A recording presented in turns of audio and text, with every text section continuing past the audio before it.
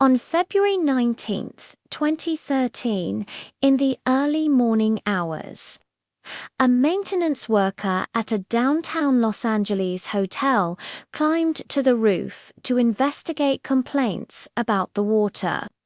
He opened one of the large cylindrical water tanks and made a discovery that would haunt the internet for years to come.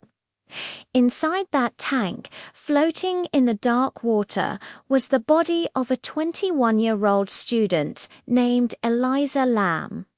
For nearly 3 weeks, guests at the Cecil Hotel had been complaining about low water pressure and a strange, foul taste. They drank from the taps, showered, and brushed their teeth, all while unknowingly using water contaminated with her decomposing body. But when the truth finally came out, it only raised more questions than answers. This is the chilling story of Elisa Lam, a young traveler whose final days became one of the most disturbing and debated mysteries of the 21st century.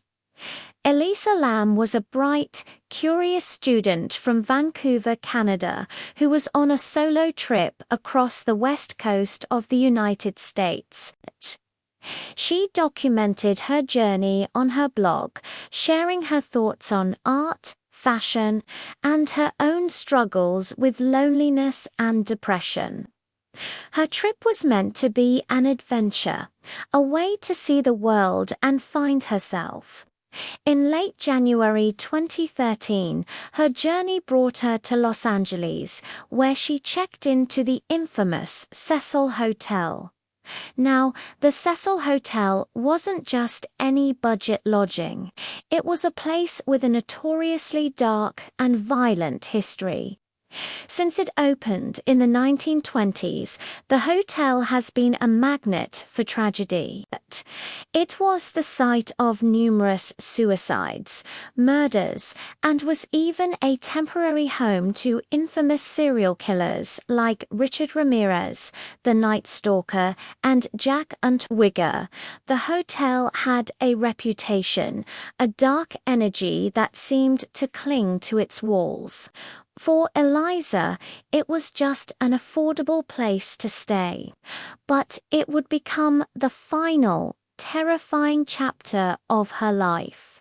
On January 31st, 2013, Elisa was scheduled to check out of the hotel. When her parents didn't hear from her, they immediately contacted the police. Elisa had a habit of checking in with them every single day, so her silence was an immediate red flag. She had vanished. The Los Angeles Police Department launched an investigation, but the initial search turned up nothing. She hadn't been seen leaving the hotel, and her belongings were still in her room. It was as if she had disappeared into thin air. Weeks went by with no leads. Desperate for any information, the police released the last known footage of Elisa, and that footage would transform her case from a standard missing persons report into a global obsession. It was a grainy, 4-minute surveillance video taken from inside one of the hotel's elevators. The video is bizarre, unsettling, and to this day it remains the most crucial and most confusing piece of evidence in the case. The video begins with Elisa stepping into the elevator. She leans forward and presses a whole column of buttons. You'd expect the doors to close and the elevator to start moving, but it doesn't. Elisa waits, then cautiously peeks out into the hallway, as if she's checking for someone. She quickly darts back inside, pressing herself against the wall, almost as if she's trying to hide in the corner, out of sight. Her movements become increasingly strange. She steps out of the elevator again, looks both ways down the hall, then steps back in. She repeats this several times. At one point, she stands just outside the elevator doors and begins making strange, fluid gestures with her hands, as if she's talking to someone just out of the camera's view.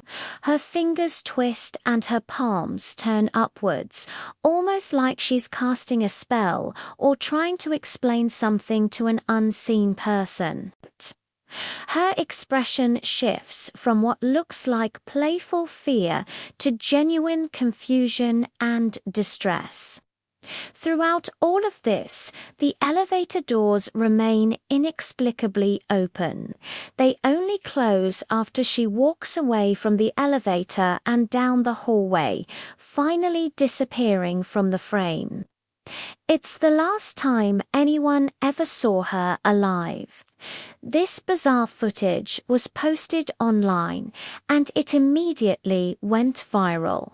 Millions of people watched it, trying to decipher her strange behavior. Was she playing a game? Was she having a psychotic episode?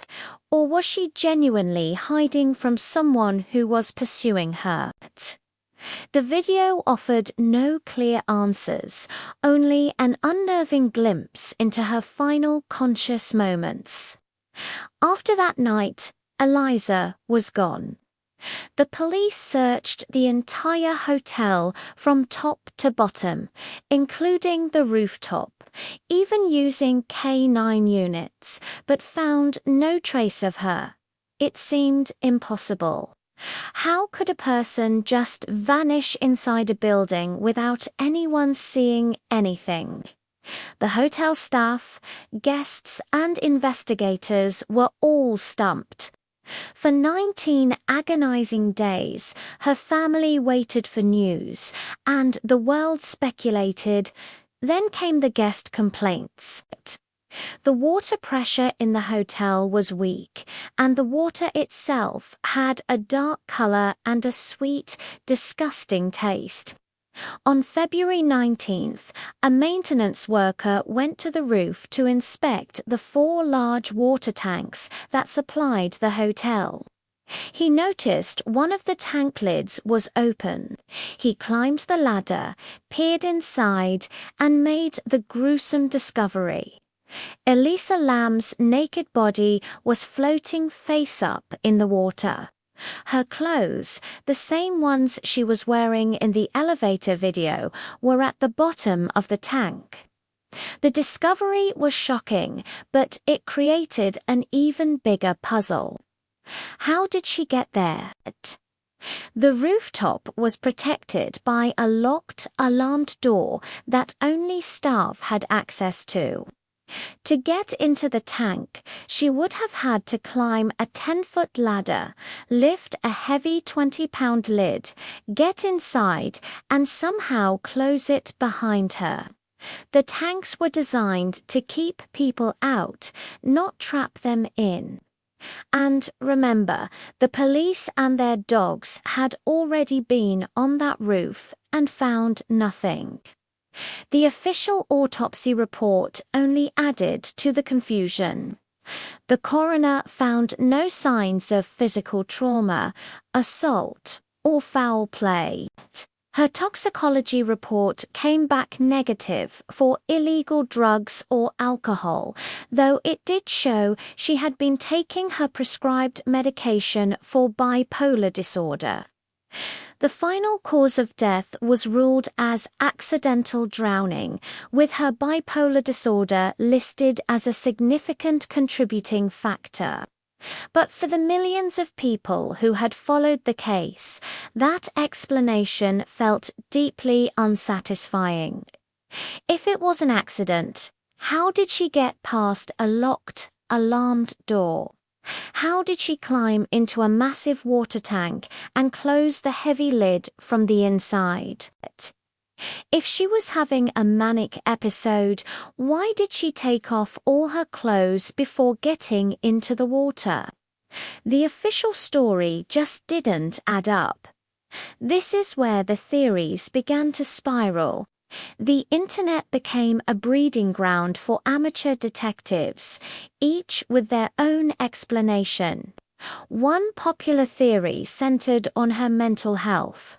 Elisa had been diagnosed with bipolar I disorder and depression.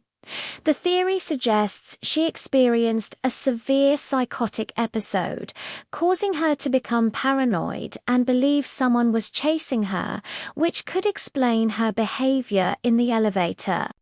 In this state of delusion, she might have fled to the roof to hide, eventually ending up in the water tank, believing it was a safe place. But others weren't so convinced. They pointed to the inconsistencies. Why were her prescribed medications found in her system if she was having an unmedicated episode? And again, the physical logistics of getting into that tank remain a huge hurdle for this theory. This led to darker speculations. Some believe she was murdered, and the hotel staff or even another guest was involved. Perhaps someone was chasing her, which is what we see her reacting to in the elevator video. This person could have killed her and hidden her body in the water tank, knowing it would be the last place anyone would look. This theory suggests a cover-up by the hotel to protect its already tarnished reputation. But then, why no signs of a struggle on her body? And no DNA evidence from an attacker? Then there are the supernatural theories, fueled by the Cecil Hotel's sinister history. Some people believe the hotel is haunted, and Elisa encountered a malevolent spirit. They point to the elevator's strange behavior not moving, the doors staying open, evidence of paranormal interference. In the video, is she talking to a ghost? Is she being tormented by something we can't see? The hotel's history of death and despair makes this theory compelling for those who believe in the paranormal. Before her death, Elisa's blog, Etherfields, offered a window into her mind. She wrote openly about her struggles, her hopes, and her fears. One of her final posts was a quote that felt hauntingly prophetic after her death. "You always haunted by the idea you wasting your life." Her words paint a picture of a sensitive, thoughtful young woman grappling with the world and her place in it. Today, the Cecil Hotel has been rebranded, attempting to shed its dark past, but the memory of what happened there lingers. The case of Elisa Lam remains officially closed, but for the public, it is anything but solved. It's a tragic story of a young woman who died in the most bizarre and terrifying of circumstances, leaving behind a digital ghost in the form of a viral video. Was it a tragic accident fueled by a medical condition, a cold-blooded murder with a clever cover-up, or something far stranger, something that defies rational explanation? Perhaps she was running from something real. Perhaps she was running from something in her own mind. Or perhaps the thing she was running from never left the hotel.